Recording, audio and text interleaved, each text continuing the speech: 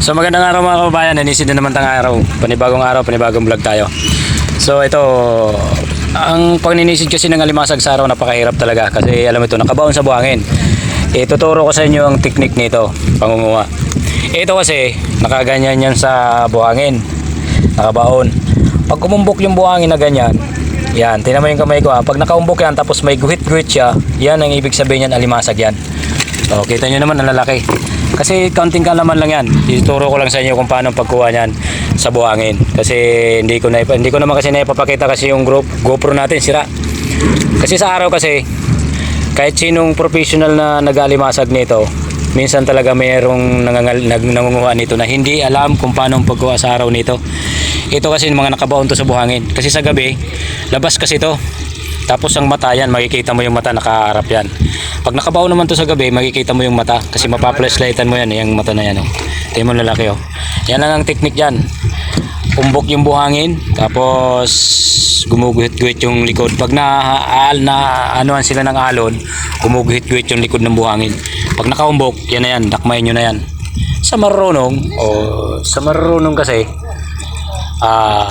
alam ko na yon, alam nyo yan. Pero sa mga baguhan, talagang ito, tip ko sa inyo, pangunguha sa araw. Kasi malalaki oh, tingnan nyo naman oh.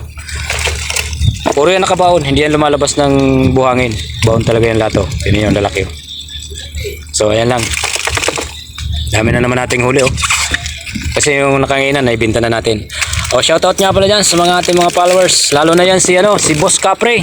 Oh, shoutout yan. Yan ang pinaka the best na kaibigan natin dyan sa Bicol. At saka si Koy Lasala. Sa mga taga-Pili Magallanes na Sorsogon, shoutout ko kayo lahat.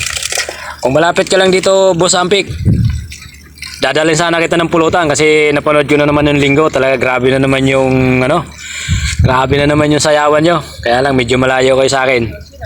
Kung ang pamasahe lang mga 50 pesos, atirang kita ng pampulutan. Kaya lang, ang pamasahe sa bus, 1.5 eh. Ay papunta pang PTX. Pagkano? 300. Pag nag-taxi ka. So ayan, shoutout dyan sa mga taga-Pili, lalo sa kapatid ko, kay Mr. Villa Flores, sa kanyang pamilya, shoutout. Lahat ng mga kamag-anak ko dyan sa Pili Magallanes Sorsogon. At lalo na sa Samar. Sa mga taga-Samar yan, sa Bubon, Northern Samar. Shoutout yun kay lahat dyan. Sa aking sa aking biyanan na si Winnie at saka lahat na. Ayan. Lahat na ng aking mga mga side ng aking asawa. Ayan. Shoutout yung kay lahat. Ito naman tayo ng nanisid na naman tayo ng araw. Ayan, lalaki ng uli nating alimasag oh. Ayan, dito pa may taong pa. Kasi kanina nabili na yung iba. Ito, pangalawang natin to, pangalawang dive.